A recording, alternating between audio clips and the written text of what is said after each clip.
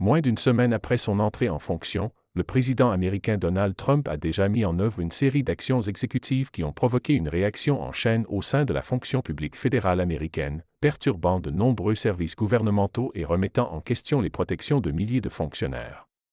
Parmi les premières mesures notables, 160 employés du Conseil de sécurité nationale ont été renvoyés. De plus, environ 20 avocats de carrière du ministère de la Justice ont été réaffectés à d'autres fonctions.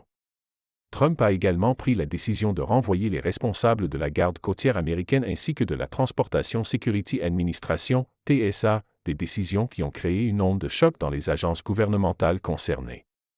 De plus, des bureaux chargés de promouvoir la diversité au sein de la fonction publique ont été fermés définitivement, avec des employés mis en congé. Ces actions témoignent de la volonté de Trump de réorganiser la fonction publique selon ses priorités politiques. Cependant, l'action la plus inquiétante pour de nombreux fonctionnaires est un décret exécutif visant à réduire considérablement les protections d'emploi des fonctionnaires fédéraux. Ce décret propose de reclasser certains employés fédéraux en une nouvelle catégorie intitulée « Schedule Policy carré », qui ne bénéficierait pas des protections d'emploi traditionnelles des fonctionnaires. En conséquence, ces employés pourraient être licenciés à volonté, sans les garanties habituelles de procédure ou de justification. Les fonctionnaires de carrière aux États-Unis sont traditionnellement protégés par un système qui garantit leur emploi, sauf en cas de faute grave.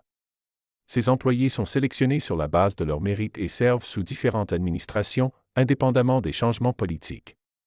Cependant, avec l'adoption de ce décret, Trump semble vouloir réduire la taille de la fonction publique et alléger les processus administratifs, en particulier en ce qui concerne la loyauté des fonctionnaires vis-à-vis de son agenda politique. Lors de sa campagne présidentielle, Trump avait promis de lutter contre ce qu'il considérait comme un excédent de bureaucrates inefficaces, et il semble maintenant déterminé à mettre en œuvre cette vision. Les conséquences de ces réformes sont considérables.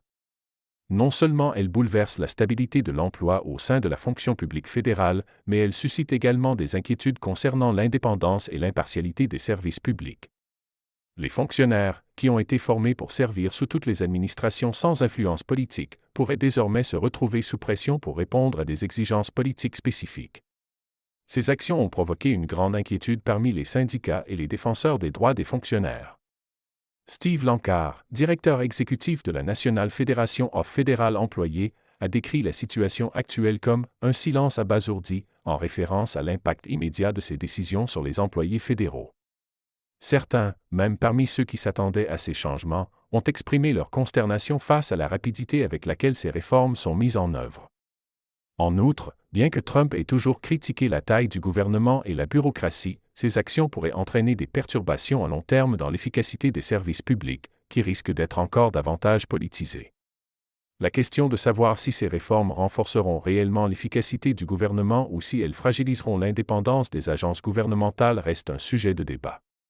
Beaucoup se demandent également si cette transformation de la fonction publique ne vise pas avant tout à établir un contrôle politique plus direct sur les employés fédéraux, ce qui pourrait avoir des conséquences profondes pour l'avenir de la démocratie américaine. Ainsi, ces premières semaines sous la présidence de Donald Trump marquent déjà un tournant dans la gestion des ressources humaines fédérales, avec des implications potentielles pour l'ensemble du système administratif et judiciaire du pays. Les prochains mois seront décisifs pour observer comment ces réformes influenceront le fonctionnement du gouvernement et la relation entre les fonctionnaires fédéraux et l'administration Trump.